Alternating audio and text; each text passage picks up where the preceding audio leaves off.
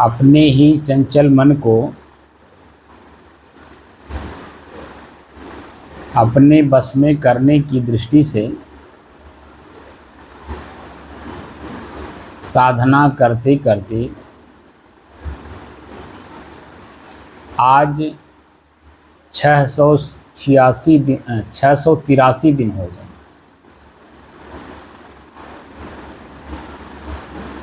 तारीख 20 सितंबर सन 2023, दिन बुधवार, प्रातःकाल का समय।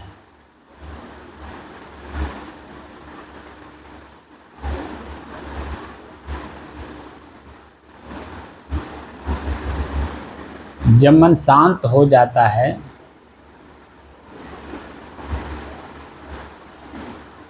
तो वास्तव में कुछ बोलने का हिम्मत नहीं होता है।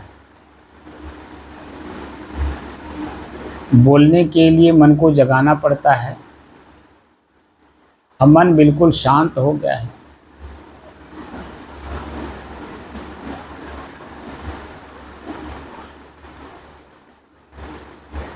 जो प्रकरण हम लोगों का चल रहा है, बीजक में कहरा प्रकरण है, वो इसी स्थिति को व्यवहार में भी कैसे बना के रखा जाए, उसी का पूरा व्याख्यान 31 लाइन में सदगुरु कबीर किए हैं। इतनी बारीकी से अध्ययन करने वाला व्यक्ति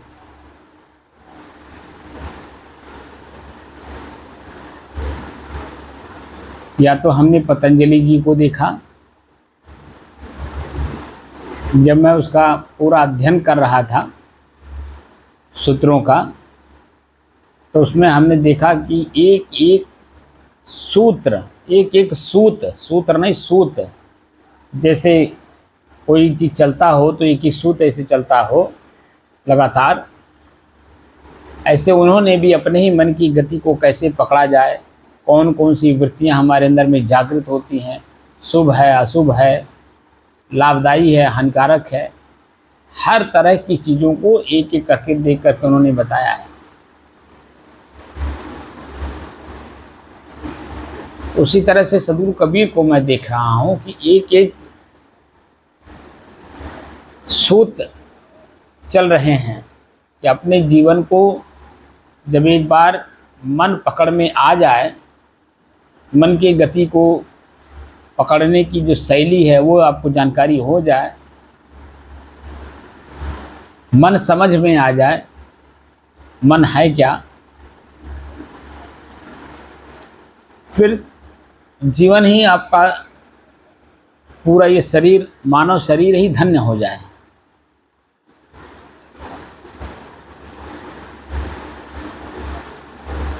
उसी की चर्चा में हम लोग आज लगभग 7-8 दिन से कर रहे हैं। अब आगे की जो कड़ी है उस पर हम लोग चर्चा करते हैं।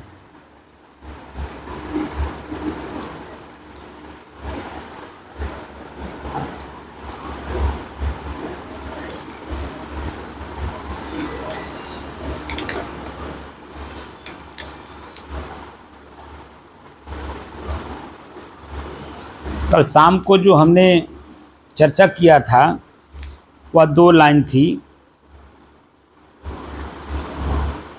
गुरु भाव ढील गूनी भई लचपच, कहा न मानहु मोरा हो। ताजी तुर्की कबहु न साधेउ, चढ़ेउ काठ के घोरा हो।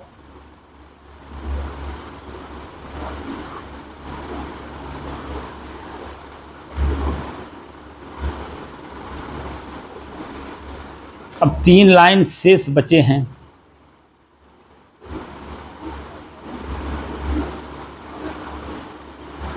तीन नहीं 4 लाइन है। 2 लाइनों का चर्चा हाँ हम लोग करते हैं। 2 लाइन का शाम को करेंगे। जो अंतिम 2 लाइनें हैं उनकी चर्चा हम लोग शाम को करेंगे।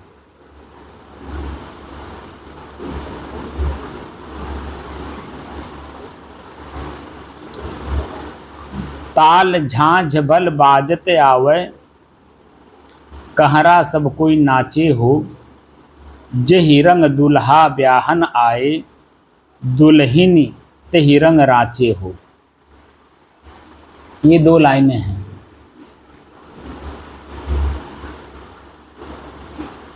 ताल झांझ बल बाजत आवे।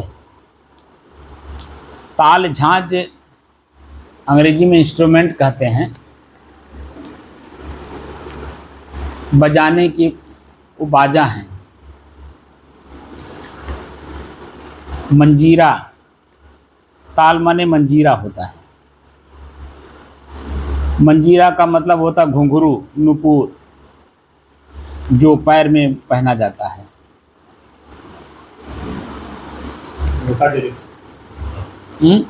जोड़ी क्या कहते हैं?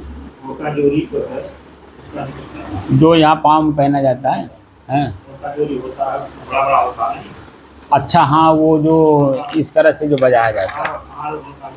हाँ, कहरा सब कोई नाचे। नहीं तो झांझ उसको बोलते हैं ना। जोड़ी होता है।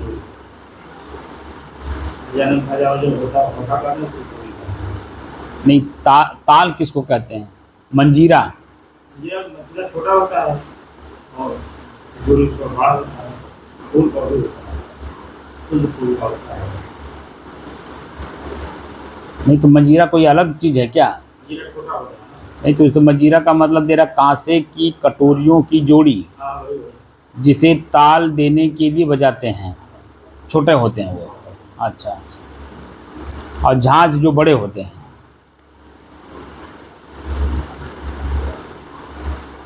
हाँ, वही मंजीरा का मतलब होता है कि कांसे की कटोरियों की जोड़ी जिसे ताल देने के लिए बजाते हैं।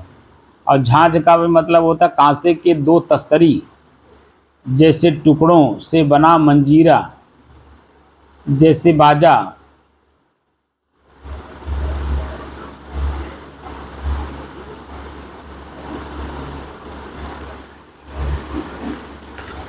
तो ताल झांझ भल बाजते आवे। जो कहार जात के लोग हैं, हिंदू धर्म में कहार एक जाति होती है जो डोली ढोने का काम और पानी भरने का काम करती है। उनके अपने जो व्यवहारिक जीवन है, जो शादी ब्याह होता है, उसमें उनके यहाँ ताल झांझ जो बाजे बजते हैं उसका जिक्र इन्होंने किया है। ताल झांझ भल बाजत आवे, कहरा सब कोई नाचे हो।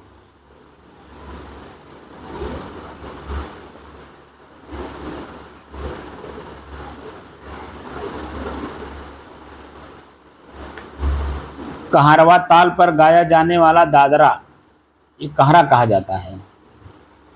जो गीत गाया जाता है, गा करके जिस पे बजाते हैं, उन्हें नाचना गाना जिसको कहते हैं, नाच गाना। ताल झांझ भल बाजते आवे, कहारा सब कोई नाचे हो। मैंने वो कह रहे हैं सब कोई नाचो उसी ताल धुन पर। किस पर? जही रंग दुल्हा ब्याहन आए, दुल्हन तही रंग राचे हो। आगे कह रहे हैं जही रंग दुल्हा ब्याहन आए। ये तो व्यवहारिक पक्ष तो शब्द ही में आप समझ जा रहे होंगे कि क्या कहना चाह रहे हैं। जही रंग दुल्हा ब्याहन आए, जिस भाव में दूल्हा दुल्हन से मिलने यानी शादी करने की दृष्टि से आ रहा है अपने घर से, पूरी बारात लेकर के गाते बजाते हुए, उसी तरह से दुल्हन भी जब अपने भाव में रहती है, पिया मिलन की भाव होता है, पूरे उसके जो दूल्हे का पूरा सिस्टम होता है उसी सिस्टम में पूरी दुल्हन के भी माता पिता भाई बंधु नात बात हित मित्र सभी एक ही भाव में रहते हैं कि हमारी बेटी का शादी हो रहा है। यानी लड़के दूसरे लड़के के साथ इनके संबंध बनाए जा रहे हैं। तो दोनों के संबंध जब एक जैसे होते हैं तो उसका जो आनंद आता है उसी का यहाँ पे इन्होंने जिक्र किया है। दुल्हन ते ही रंग राचे हो, उसी रंग भाव में दुल्हन भी अगर है तो दोनों का जीवन आजीवन संबंध चल पाएगा। यहाँ इसका ये जिक्र करने का मतलब है। ये उदाहरण गुरु और शिष्य के संबंध के बारे में दिया हुआ है।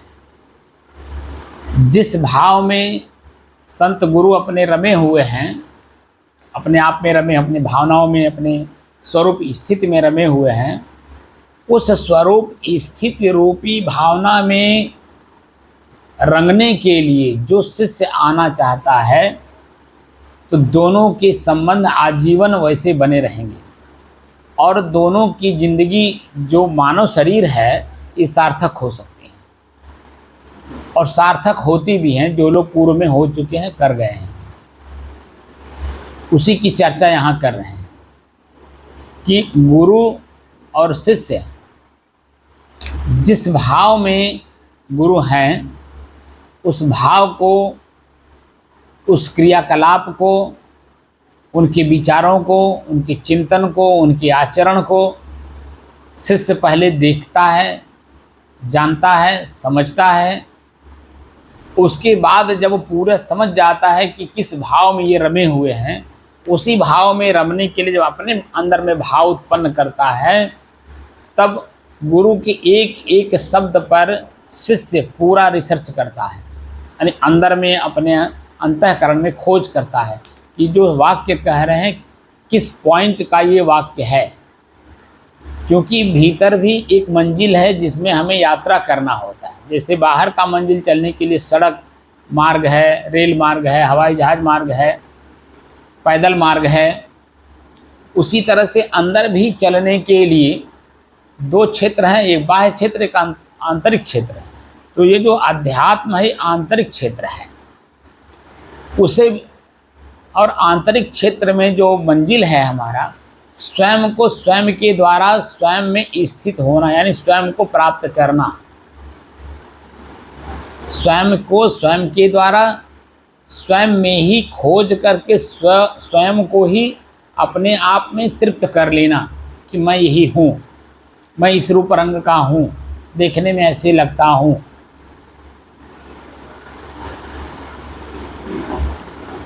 मेरी स्थिति यही है। जिसको इस कला के बारे में जानकारी हो गई है और वह अपने आप में एकदम बिल्कुल संतुष्ट है, तृप्त है, अब बाह्य किसी आडंबर में वह फंसता नहीं है, बाह्य किसी भी इंद्रियों के विषय में नहीं फंसता है,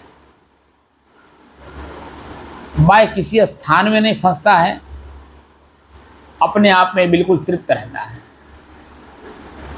ऐसे स्थिति प्राप्त संत के सानिध्य में जो शिष्य जाता है तो गुरु का और शिष्य का दोनों का भाव जब एक मिलता है तो गुरु समय समय से उसके अंदर में जो बुराइयां हैं उसे त्याग करवा करके, किसके अंदर में, शिष्य के अंदर में, एक एक बुराई को त्याग करवा करके उसको, जो उसके मार्ग में अवरोध थे, बुराइयां जैसे हमारे मार्ग में हम अवरोध, हमारा शरीर ही है, मैं स्वयं अपने तक पहुंचने में हमारा शरीर ही हमारे लिए अवरोध है।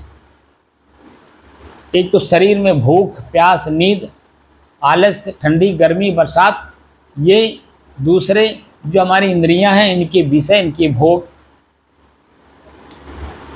तीसरा हमारा मन कल्पना में जो दौड़ता है, स्थिर होता ही नहीं है। 1 मिनट में 60 सेकेंड होते हैं, 60 सेकेंड में कितनी बार क्या क्या सोच लेता कुछ पता नहीं है। तो हमारा अवरोध हमारे तक पहुंचने के हमारा शरीर ही है, और शरीर में ही सब कुछ है। मैं भी इसी शरीर में ही हूँ, और शरीर में ही हमारे व्यवधान भी हैं, अवरोध भी है। तो जो शिष्य वास्तव में गुरु के सानिध्य में पहले भक्त के रूप में रह करके, जैसे पूर्व में, आज तो वो दिखाई नहीं देता है, वह चीज़ें हमारे धर्मावलंबी लोग दूर फेंक दिए हैं, जिन्हें वापस लाना पड़ेगा। अब बिना वापस लाए पुनः हमारी अपनी चीज़ें लागू नहीं हो पाएंगी। जब कोई भी ब्रह्मचारी संत बनने, कोई भी शिष्य संत बनने के लिए जब आता था, तो जिस दिन वो आता था उसे मंत्र और कंठी दे करके ब्रह्मचारी के भेष में रखा जाता था 12 साल तक। पहले उस ब्रह्मचारी भक्त संत बनने से पहले उसे भक्त बनाया जाता था, जो परिवार में रहते हुए भक्त बने। जिस चीज़ को प्राप्त करना चाहता है उसके बारे में पहले जानकारी वो घर में रह कर के ही कर ले। उसके बाद जब वो संत बनने आए तब वो दृढ़ता पूर्वक, मजबूती पूर्वक उसका मन इधर उधर चलायमान ना हो। क्योंकि हम लोग, मैंने व्यक्तिगत देखा है अपने जीवन में, जब कोई शिष्य गुरु के सानिध्य में आता है संत बनने के लिए, उस समय में संत बनने से पहले अनेकों संत फिर मिलते हैं। क्योंकि गुरु के सानिध्य में रहने के कारण गुरु जहाँ जहाँ जाते हैं, जिस जिस रूप में रहते हैं, रहते हुए भी उनके स्थान पे जो लोग आते हैं, उन समयों में संत लोग भी आते हैं। जैसे भंडारा हुआ तो भंडारे में अनेकों संत आए, सत्संग हुआ तो अनेकों संत आए, प्रवचन हुआ तो अनेकों संत आए, या कहीं हो रहा है तो हमको बुलाया गया, यानी गुरु जी को बुलाया गया है तो हमें भी जाना पड़ता था। तो उस दौरान उनसे मुलाकात होती थी, तो वह लोग जो है सेवा भाव देख करके वो प्रभावित होते थे और कहते थे तुम इनके लायक नहीं हो, तुम हमारे लायक हो, हमारे यहाँ चलो। इसको मैंने जिक्र इसलिए किया कि मन मजबूत अगर नहीं है तो फिर आप संग साथ छोड़ देंगे। जिस गुरु के पास आप आए हो शुरुआती दौर में, तो जो उनसे सीखना था वो नहीं सीख पाए तो दूसरे के पास चले गए। तो दूसरे की भावना आप तो पहले से जानते नहीं हो, तो जो वर्तमान में वह आपके ऊपर लागू करेगा उससे आपके अंदर में छटपटाहट होगी कि मैं कहाँ चला आया, किसके पास चला आया, क्यों चला आया, तरह तरह के प्रश्न होंगे अपने अंदर में। तो पूर्व वाले संत के पास अगर आप गए और क्षमा मांग करके पुनः उनके साथ रहने लगे, तब तो आपकी वह स्थिति फिर पुनः बन जाएगी। लेकिन अगर फिर वही मन आपका ये कह दिया कि मैं वहाँ कैसे लौट कर जाऊँ, अगर इस प्रश्न का उत्तर ढूंढेंगे तो मिल तो जाएगा, क्योंकि वहाँ आप चले जाइए, क्षमा मांग लीजिए और पुनः रहने लगिए। लेकिन अगर क्षमा नहीं मांगते हैं और वह प्रश्न अपने मन में लिए हुए हैं कि मैं वहाँ कैसे जाऊँ, मैं तो उन्हें छोड़ के चला आया, उनके बिना बताए, बिना इजाज़त लिए मैं चला आया, इनके पास आया तो इनके पास वो चीज़ें हैं नहीं जो मैं पहले चाहता था, तो वो मनमानी फिर चलने लगता है। और जब मनमानी चलने लगता है तो वो स्थिति बिगड़ जाती है। जिस भाव से घर द्वार, माता पिता सब कुछ पूरा छोड़ करके आया था, वह भाव बिल्कुल नहीं रह जाता है। बीच में अधूरा जिंदगी जी करके और जिस जिंदगी में पहले लोग गृहस्थ परंपरा में रह करके, गृहस्थ परंपरा तो फिर भी एक प्रकार से ठीक ही है, कम से कम एक जगह स्थिर तो हैं, दुख सुख हानि लाभ जान तो रहे हैं, समझ तो रहे हैं, उसको निराकरण करने का प्रयास तो कर रहे हैं। लेकिन यहाँ तो कुछ भी नहीं रह जाता, फिर वो मनमानी घूमता है और किधर उसका मन कहाँ कहाँ ले जाएगा, क्या क्या करवाएगा, क्या क्या बुलवाएगा, कुछ पता नहीं है। तो जिंदगी जहाँ थी वहाँ से और खतरे में पड़ गई। इसीलिए सदगुरु कबीर इसी प्रकरण में आगे पीछे कह चुके हैं कि उथले रहु परहु जनि गहिरे मत हाथों की खोवहु हो। तुम जहाँ हो वहीं पर स्थिर रहो, उससे आगे बढ़ने की कोशिश ना करो, क्योंकि आपको जानकारी नहीं है। मैंने जिक्र किया था, नदी, पहले लोग पैदल यात्रा करते थे तो नदी पार करते थे, तो नदी पार करते समय अगर कोई मिल गया उसके साथ चले गए तो ठीक है, लेकिन अगर नहीं वो कोई मिला है और अकेले हैं तो नदी अकेले लोग पार नहीं करते थे, क्योंकि पानी कितना गहरा है मालूम नहीं है। इसलिए किसी का इंतज़ार किया जाता था, या कोई डंडा लकड़ी कुछ खोजा जाता था जो अपने से बड़ा हो, और उसे आगे आगे डाल करके थहा करके हम पैर रखते हुए आगे बढ़ें। अगर वो पानी ज़्यादा दिख रहा हो, थाने में लग रहा हो ज़्यादा पानी है, तो वो रुक जाते थे, तब किसी का इंतज़ार करते थे। क्योंकि जो घाट है, घाट में कभी कभी आप लोगों ने देखा होगा कि जो जहाँ पर घाट है वहाँ गहरा है, लेकिन वहीं जस्ट 4 कदम आगे, चाहे दाहिने तरफ चाहे बाएं तरफ, वहाँ बिल्कुल पानी कम है और वहाँ से लोग गुजर जाते थे, लेकिन वहाँ घाट नहीं बनता था, पता नहीं चलता था कि यहाँ घाट भी है, इधर से लोग भी जाते आते हैं। तो इसलिए लोग भ्रमित रहते थे, तो इंतज़ार करते थे। तो जब कोई जानकार व्यक्ति उस रास्ते जो बार बार आया गया है और उस रास्ते से जब गुजरता है, तो वो देखा कि जब सामने से घाट तो सीधे है, लेकिन ये मुड़ करके जा रहे हैं। तो मुड़ करके जब जा रहे हैं तो पानी तो उनके ठेहुन भरी है, लेकिन यहाँ तो जब पूरा यहाँ तक पानी है, हमारे सर के बराबर पानी है यहाँ पर। इसका मतलब यहाँ गड्ढा ज़्यादा है और यहाँ बराबर है, इसलिए इंतज़ार किया जाता था। इसी बात का जिक्र यहाँ किया जा रहा है कि जेहि रंग दुल्हा ब्याहन आए, तेहि रंग दुल्हिन नाचे।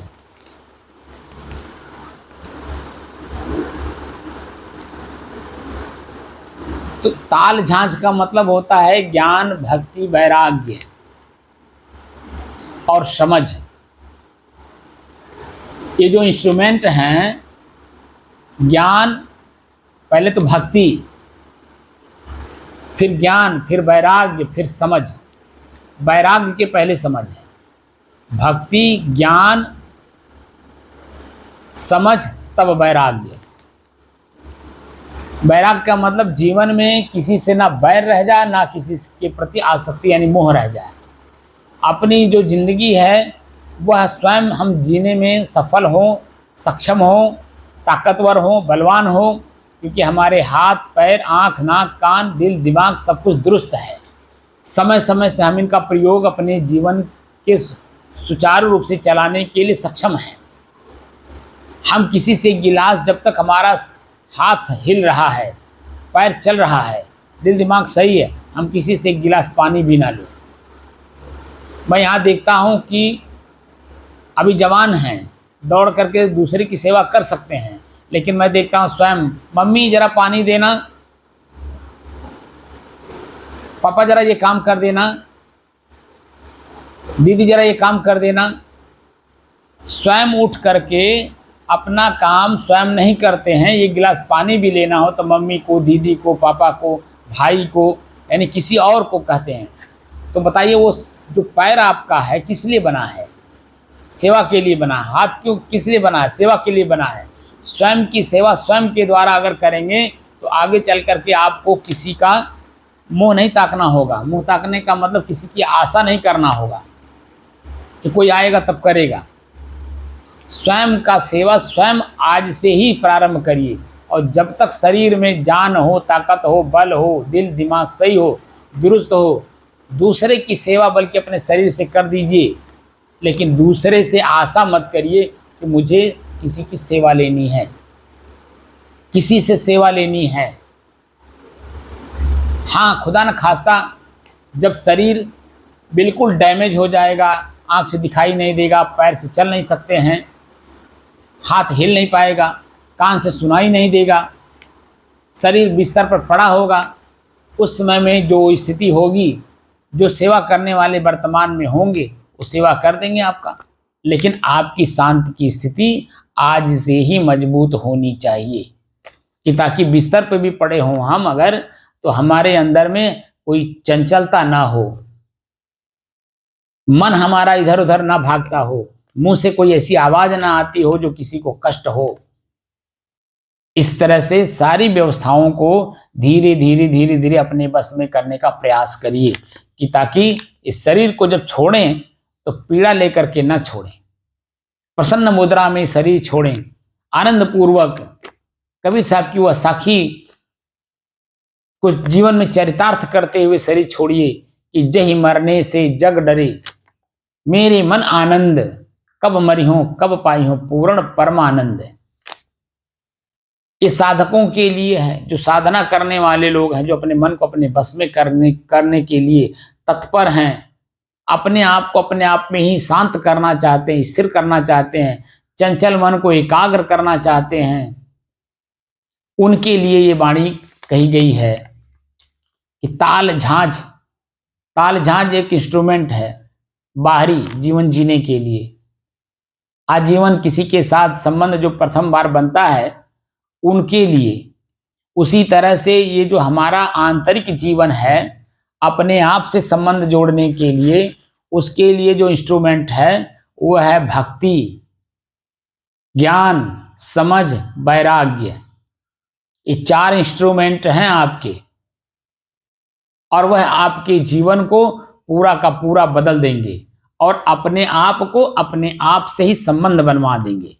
जिस दिन आपका अपने आप से संबंध बन जाएगा, समझ लीजिए कि वह जीवन सार्थक होगा, और जो पीछे के अनेकों जन्म दुखों में आपने डुबो करके अपने आप को कष्टित किया था, आने वाला समय बिल्कुल मुक्त हो जाएंगे, न शरीर धारण करेंगे और न शरीर के द्वारा उत्पन्न कोई दुख सुख आपको भोगना होगा। यानी प्रकृति के नियमों से आप अपने आप को बिल्कुल छुड़ा लेंगे, क्योंकि प्रत्येक व्यक्ति कहीं न कहीं किसी न किसी बंधन में बंधा हुआ है और बंधनों से अपने आप को चाहता छूटना। और जब तक स्वयं बंधन समझ में नहीं आएगा तो छूटेंगे कैसे? तो बंधन क्या है? एक शब्द है वासना। हमें अपने वासना रूपी बंधन से अपने आप को मुक्त करना है। वासना शब्द का अर्थ होता है इच्छा और कल्पना। हम जो शांत भाव में बैठे हैं ये मेरी अपनी स्थिति है, लेकिन जब इसी में प्यास लगा तो इच्छा जागृत हो गई, पानी कहाँ मिलेगा? प्यास लगा शरीर को, मन ने अपने आप में कल्पना कर लिया कहाँ मिलेगा, किस जगह मिलेगा, किसके पास मिलेगा। अब वहां वो दौड़ेगा, तो जो हमारी शांति की स्थिति है, ये प्यास जो है हमें लेके दौड़ाने लगा। और जब प्यास लेके दौड़ाएगा तो पैर चलेगा, आंख देखेगा, कान सुनेगा। तो ये स्थितियां हमारी जो शांति स्थिति बनी हुई थी, इसमें जो है वो व्यवधान पैदा किया। क्योंकि आंख देखेगा तो तरह तरह की चीजों को देखेगा, तरह तरह के वस्तु को देखेगा, तरह तरह के व्यक्तियों को देखेगा, तरह तरह के व्यक्तियों के हाव भाव को देखेगा, उनके क्रियाकलाप को देखेगा। तो मन में भाव तुरंत बदल जाता है। जैसे दृश्य सामने पड़ता है, मनोभाव वैसे तुरंत बदल जाता है। और वही हमारी इच्छा और कल्पना है, उसी में हम लोग रात दिन एकदम बिल्कुल चंचल और दुखी बने हुए हैं। इसलिए प्यास को भी अपने बस में करने की जरूरत है। जिसको वास्तव में मोक्ष है, मोक्ष का मतलब क्या हुआ? प्रकृति के नियमों में जो मैं उलझ गया हूं, उस प्रकृति के नियमों से अपने आप को सुलझाना है। तो प्यास, भूख, नींद, आलस्य, निद्रा, जमुआई, ठंडी, गर्मी, इन सब चीजों को अपने बस में करना होगा, लेकिन धीरे धीरे और एक एक करके करना होगा। तब जाकर के आपकी जो स्थिति है वह और मजबूत होगी। और ये मैं नहीं कह रहा हूं, पूर्व के संतों ने इस लेवल पे अपने आप को ले जा करके उसका अनुभव करके उन्होंने लिखा है, वह मैं बात आप लोगों के सामने इसका जिक्र कर रहा हूं। और ये मैं प्रैक्टिकल भी देख रहा हूं कि जब मैं शांत की स्थिति में भी, आपने देखा होगा एकदम शांत की स्थिति बनी हुई थी, अपने शरीर का ही अपने आप को ज्ञान नहीं था, क्योंकि शरीर मेरा न कि मैं हूं, मैं अपने आप में था, शरीर मेरा अपने आप जैसे भी था, वो तो कैमरे के सामने था। हमारी स्थिति आप लोग देखे होंगे।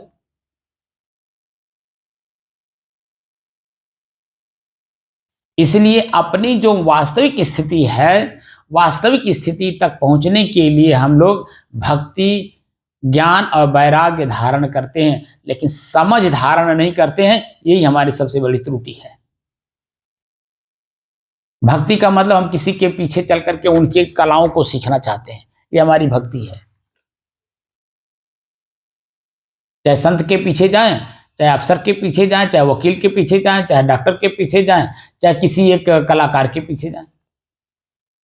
जूता सिलने वाला भी वो भी कलाकार ही होता है, क्योंकि जूता बनाने सबको नहीं आता है, रिक्शा चलाने सबको नहीं आता है,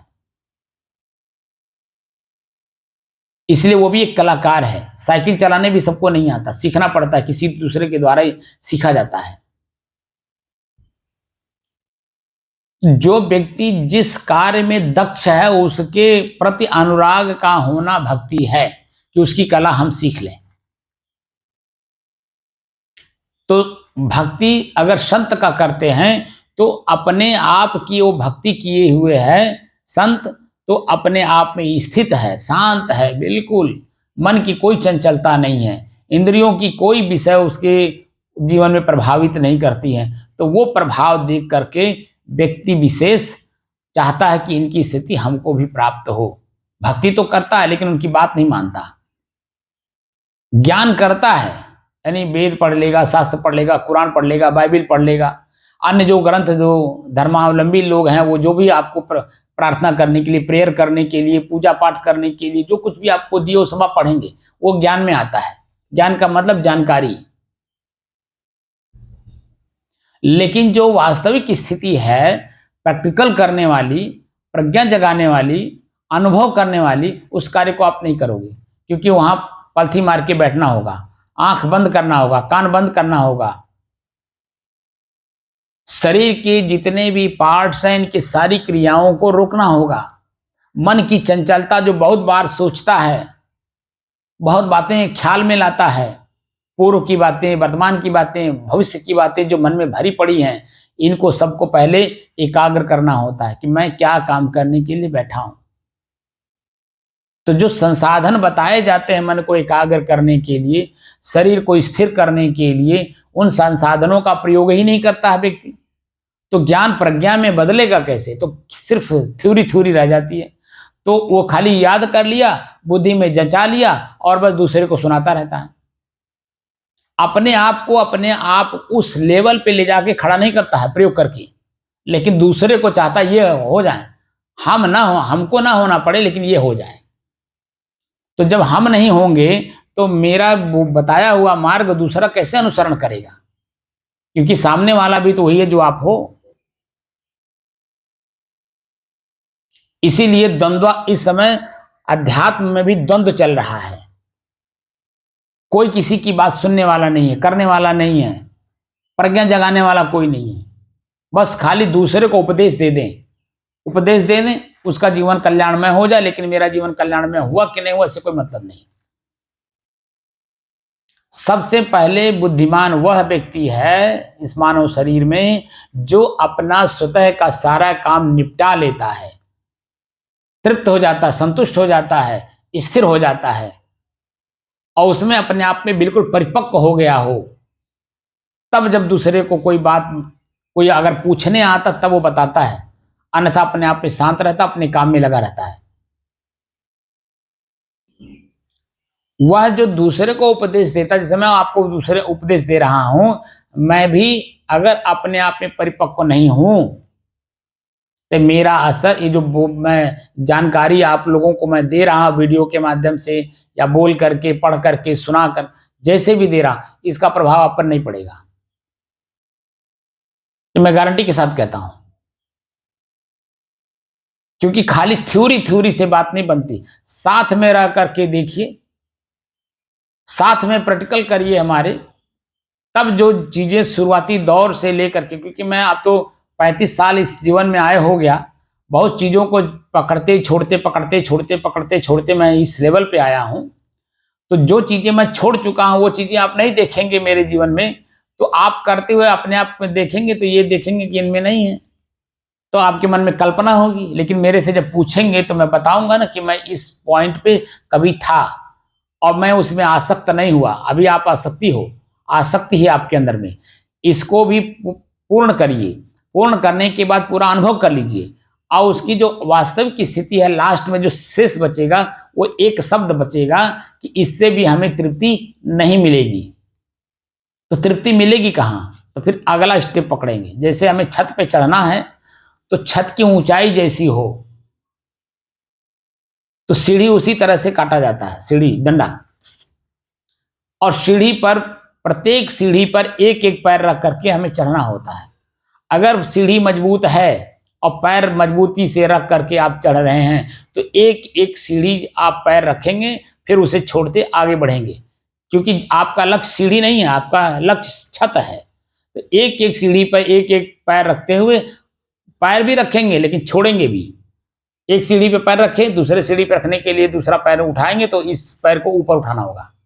ऐसे ही जो मैं कौन हूं, कोई ये हमारा लक्ष्य है कि मैं स्वयं कौन हूं, देखने में कैसा लगता हूं, मेरी स्थिति कैसी है, यहां पहुंचना है। असली स्थिति है आत्म स्थिति, स्वरूप स्थिति, कैवल्य, मोक्ष, निर्वाण, ये हमारा अंतिम लक्ष्य है।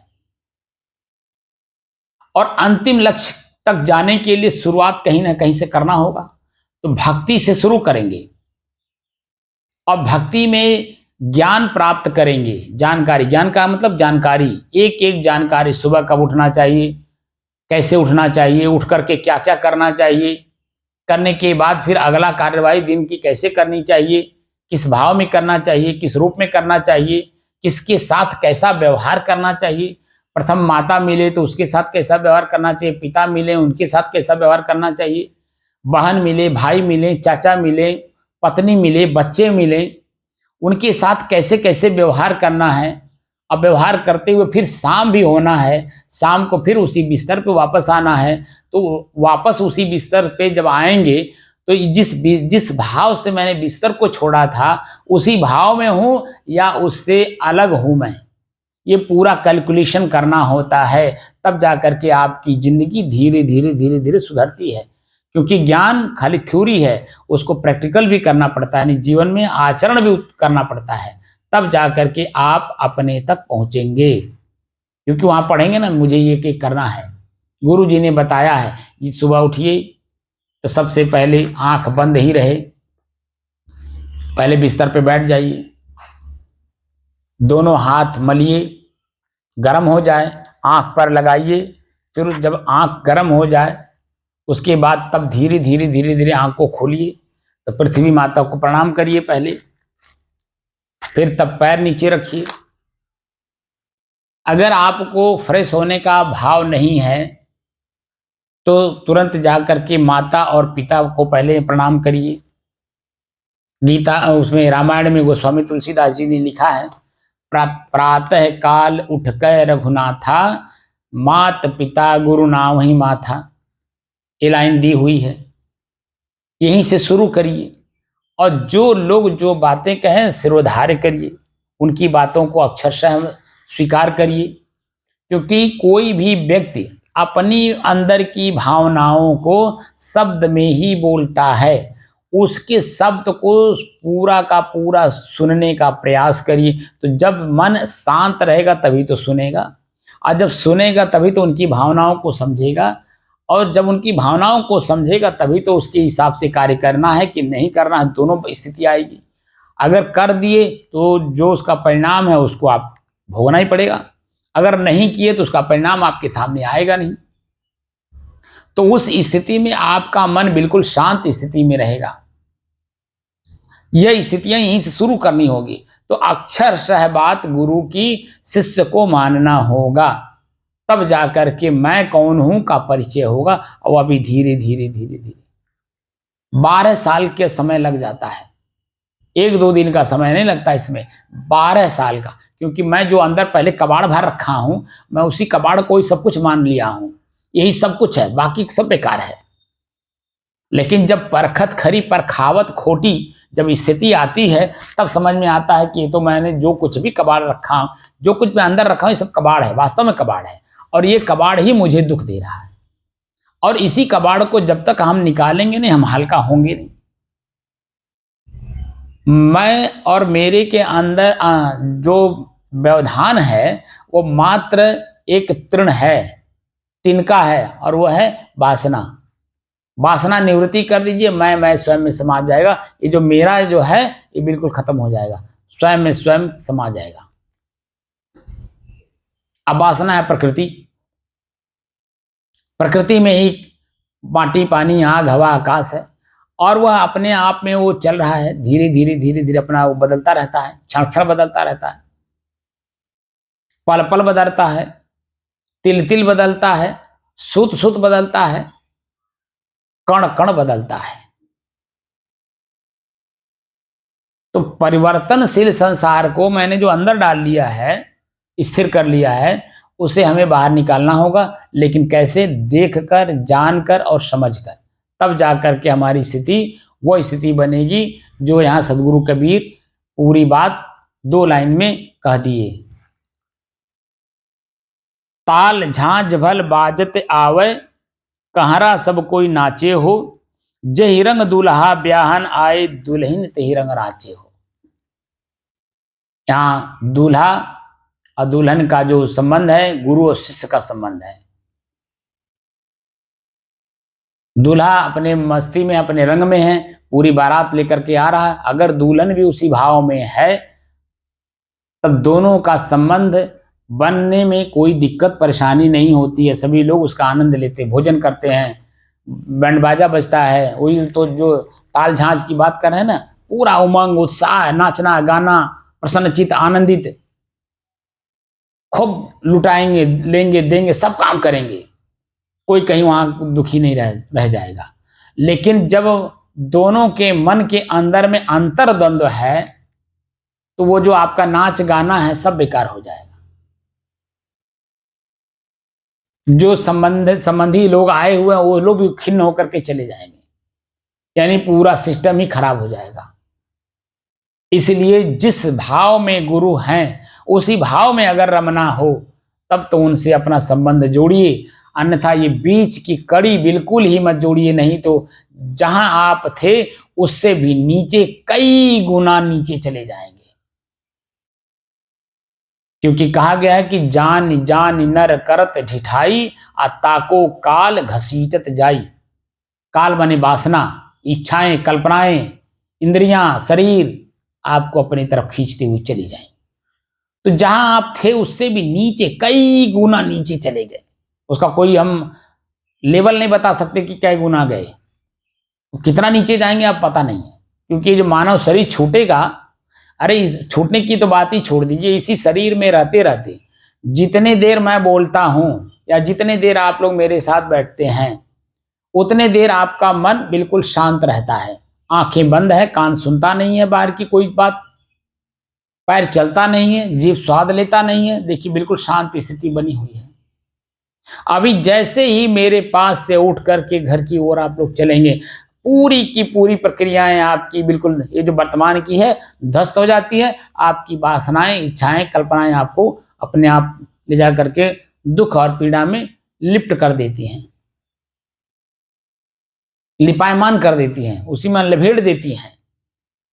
तो आप समझ ही नहीं पाते मैं वहां क्या सीखा, क्या जाना, क्या समझा और क्या किया, कुछ नहीं पता। बस यहाँ जो वर्तमान दिख रहा है यही सत्य है, ये नहीं रहेंगे तो मेरा जीवन ही खराब हो जाएगा।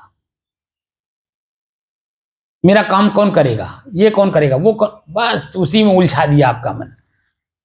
जन्म की बात तो छोड़ दीजिए, यही तत्काल में ही दिखाई देता है कि जैसे ही मेरे इस कक्ष से बाहर आप हुए, आंख पूरा खुल जाता है और दृश्य अनेकों देखना शुरू कर देता है। अनेकों दृश्य जब देखेगा तो अनेकों प्रकार के भाव भी उत्पन्न करने लगता है।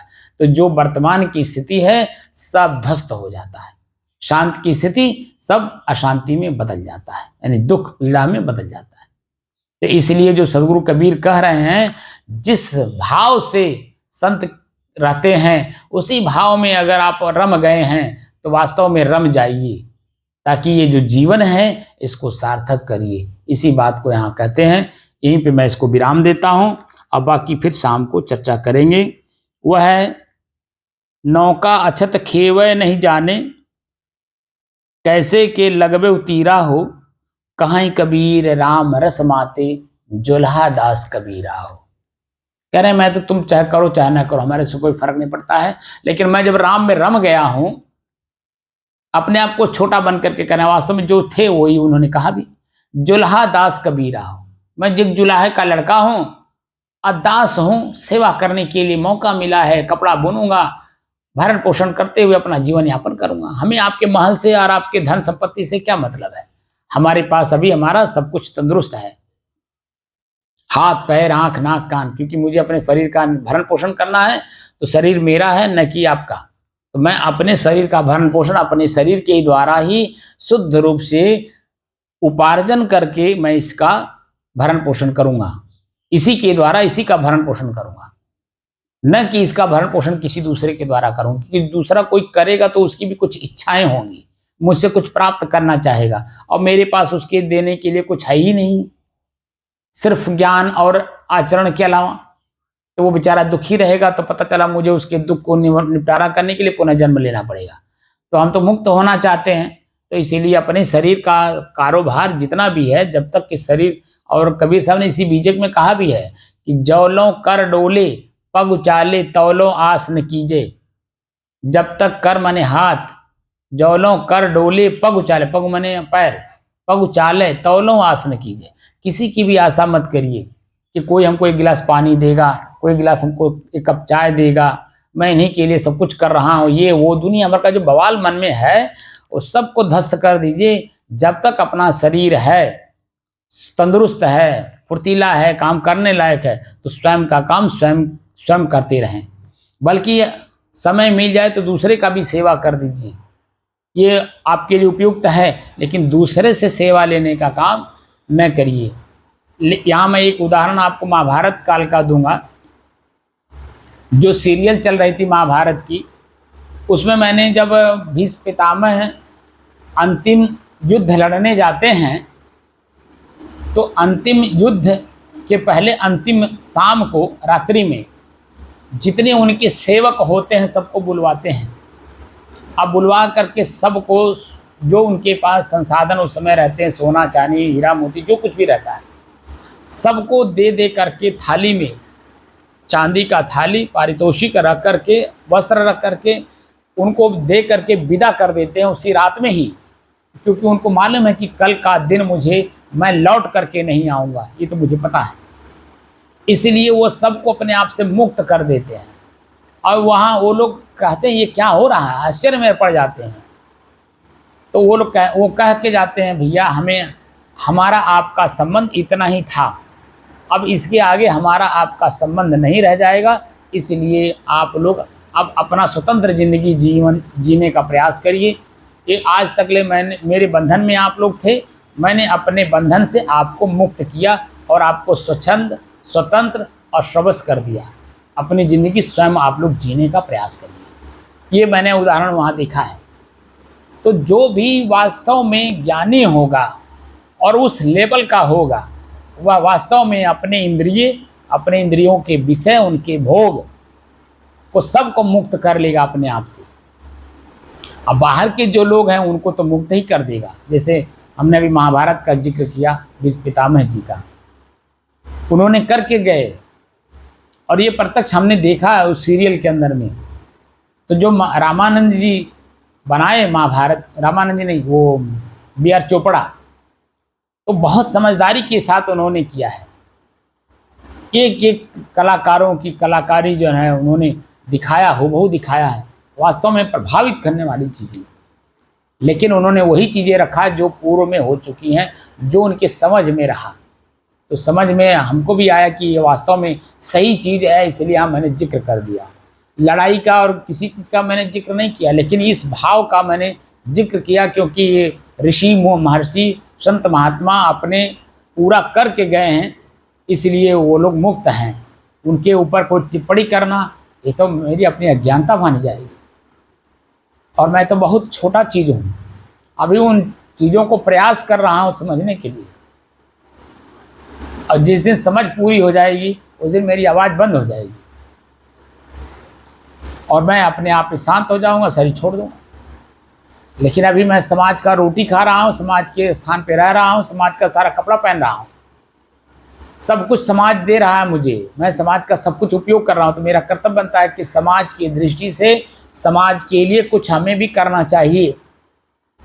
जो समाज मेरे से अपेक्षा करता है वह दो चीज़ों पे अपेक्षा करता है। एक तो जो मैं बोलूँ वो मेरे जीवन में दिखाई दे, यानी चरित्रवान हो, और दूसरे चरित्र के साथ साथ ज्ञान भी ऐसा हो कि सामने बैठने वाला व्यक्ति बिल्कुल उसकी मनोवृत्तियाँ शांत हो जाएं।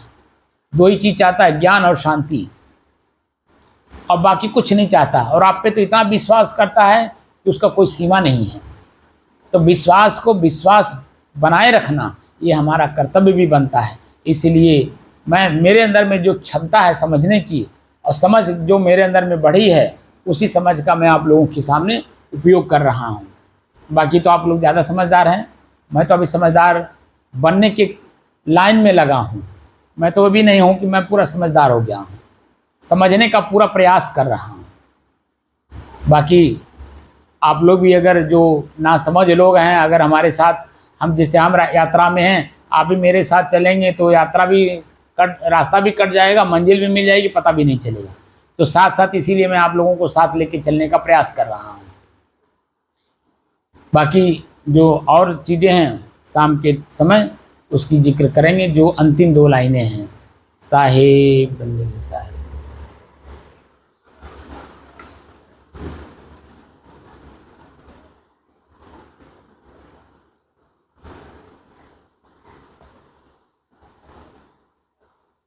इसको बंद करिए, बंद करिए।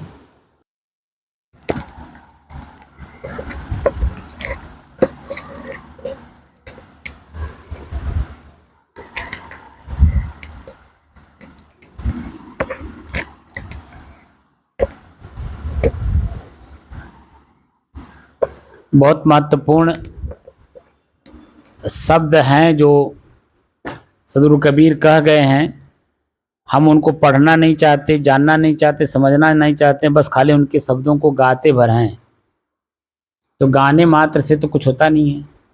पानी पानी खूब बढ़िया से संगीत में गाया जाए और पानी उठा के पिया न जाए तो क्या वो संगीत हमको तृप्त कर देगी?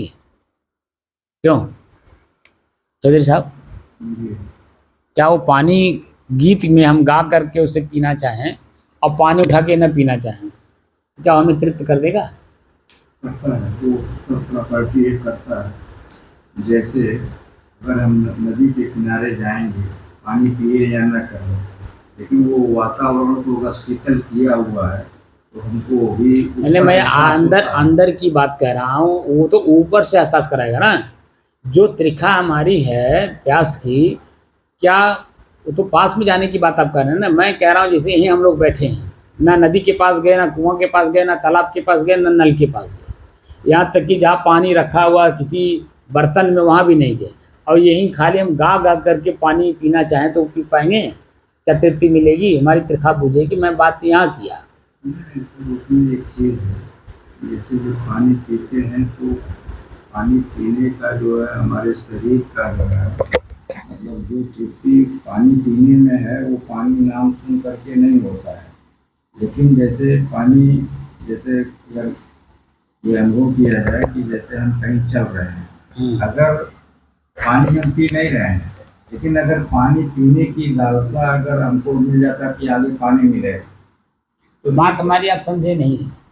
हम ये कह रहे हैं कि जैसे यहीं हम बैठे हैं, ठीक, हम यहाँ से उठे नहीं, हम ना कहीं जा रहे हैं, खाली अब प्यास लगी खूब जोर से, अब प्यास इतना जोर लगा हुआ है कि प्राण पखेरु उड़ने वाला है, इतना तेज लगा हुआ है, ऐसा अनुभव हो रहा है। और उस स्थिति में मैं यही सिर्फ उसको संगीत में लयबद्ध करके गा रहा हूँ, पानी पानी पानी पानी पानी, हम इसे गा रहे हैं, तो क्या वो हमारी तृखा मुक्त करेगा हमको? मैं ये पूछ रहा हूँ, नहीं करेगा, मैं बस इतने तक पूछना चाह रहा था, बाकी उसको नहीं करेगा, करेगा नहीं करेगा ना? ना, जब तक हम लोग वही कर रहे हैं अभी जो आप भोजन है, भोजन बना हुआ जब तक खाएगा नहीं तब तक शरीर में तृप्ति वही बात तो कबीर कह रहे हैं कि पानी और भोजन बिना स्वयं उठा करके अपने मुंह में डालने से और घोंटने से हमारी तृखा नहीं जाएगी, चाहे वो प्यास की हो चाहे वो भूख की हो। वही हाल हम लोग कर रहे हैं, खाली जो है अभी आपने देखा होगा कि भजन गाने वाले भजन गा रहे हैं, शब्द गा रहे हैं, लेकिन उस शब्द को अपने जीवन में जब तक उतारेंगे नहीं उसको उस शब्द का कोई मतलब रह जाएगा? हमारे कहने का तात्पर्य है, वो तो सर आप सही बोल रहे हैं, लेकिन वो तो एक खाली संगीत हो गया, उसको बोलते हैं मनोरंजन है। हाँ, मनोरंजन हो गया, लेकिन तत्कालिक जैसे संगीत या भजन आदमी सुनता है तो क्षणिक लाभ होता है, अगर उसको अपनाएगा तो वो लॉन्ग लाइफ उसका जीवन परिवर्तन स्थिर होगा ना, उसमें स्थिर होगा, उसमें स्थिरता आएगी। फायदा दोनों हम करता है। नहीं हम चाहते हैं स्थिर चीज, हाँ, तो स्थिर चीज जब तक अपनाएंगे नहीं, उसको प्रयोग नहीं करेंगे तब तक स्थिरता कैसे आएगी? हमें कहने का तात्पर्य हुआ है नहीं आएगा, वो तो जब तक सुने तब तक उसका माधुर्य हमारे कान में था, वो जैसे बंद हुआ तैसे वो खत्म हुआ। उसी को कबीर साहब ने कहा है, किसी संत ने कहा है कि भीतर से उपजा नहीं ऊपर से भवदास, अब कब तक हरी हरी रहेगी छप्पर पर की घास? छप्पर पर की घास तो तब तक रहेगी जब तक बारिश हो, बारिश रहेगी, बारिश जब तक है तब तक वो हरा भरा आपको दिखाई देगा। और जैसे बारिश खत्म हुई, क्योंकि वो मिट्टी से जुड़ा हुआ है नहीं, तो उसको सूखते देरी लगेगा। वही चीज़ें यहाँ है कि हम लोग सत्संग करते हैं, जब तक गाना बजाना चलता, प्रवचन चलता है, तब तक मन एकाग्र रहता है, स्थिर रहता है, शांत रहता है।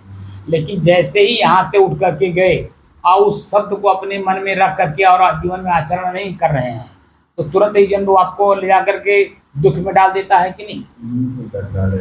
उसी का तो जिक्र यहाँ किया गया है कि जही रंग दुल्हा ब्याहन आए दुल्हन तेही रंग राज्य।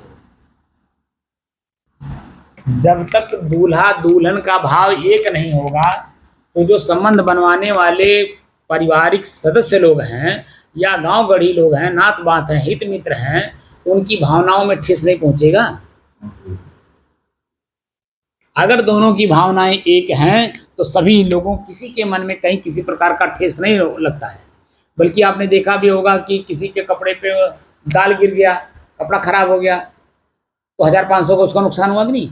लेकिन वह नुकसान नहीं समझता है, क्योंकि फायदा बड़ा जबरदस्त है, क्योंकि दो लोगों की भावनाएं एक में जुड़ रही हैं, इसलिए 1500 1000, क्योंकि माता पिता चाहे लड़की के हो चाहे लड़के के, दोनों जन में लाखों रुपया खर्चा करते हैं, और लाखों का 10 लाख 20 लाख 50 लाख मैंने देखा खर्चा करते हुए, उसकी सीमा नहीं है। लेकिन जब दोनों की भावनाएं एक होती हैं तो वो नुकसान नहीं माना जाता है। लेकिन जब वही साल भर के बाद जब दोनों में खटास पैदा होता है तो कितना जन्म मालूम पड़ता, कितना पहाड़ जैसा कि हमारा जो नुकसान हो गया, होता नहीं होता है। आजकल तो इस बात बहुत ज़्यादा चल रहा है। चलें, कोई बात नहीं, जो जैसा करेगा अपना साहेब बंदगी साहेब।